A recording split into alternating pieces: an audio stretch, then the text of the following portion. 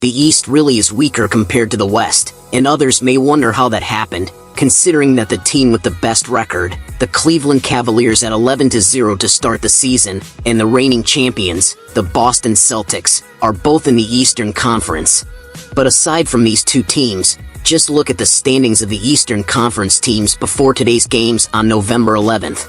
Besides those two, no other team in the East has a win rate above 50%. The third-seeded New York Knicks only have a record of 4 wins and 4 losses, and if you compare that with the West, the 11th-seeded Sacramento Kings have a better record. This means that the third seed in the East would only be the 12th seed in the West, showing just how unbalanced the NBA is right now. Teams like the Cleveland Cavaliers and Celtics get to face weaker teams like the Pistons, Nets, and Raptors in the East 3 or 4 times per season, while the Western Conference teams only face them twice. This is where balance matters, because when it comes to the NBA Finals, if the Mavericks and Celtics face off, their records are what will be compared, not the records of the teams they played against. It's possible that the Celtics might have a higher record, but the Mavericks' opponents might have been stronger teams. Nevertheless, the home court advantage in the NBA Finals would go to the Celtics because they have the better win record. What do you think is the main reason that the Western and Eastern Conferences are so unbalanced?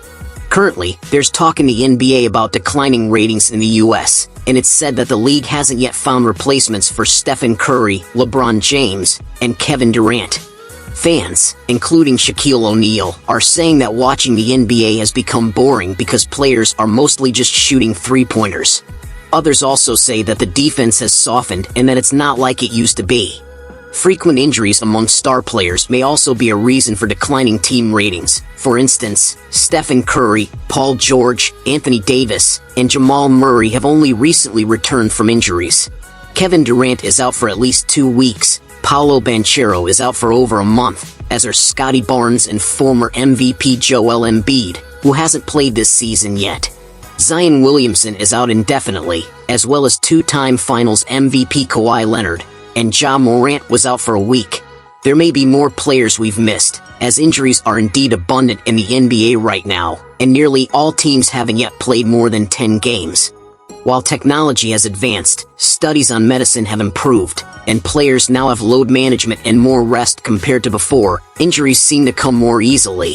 What do you think is the reason for the NBA's declining ratings? Did you enjoy this video? Please click the subscribe button, and don't forget to hit the notification bell for more updates.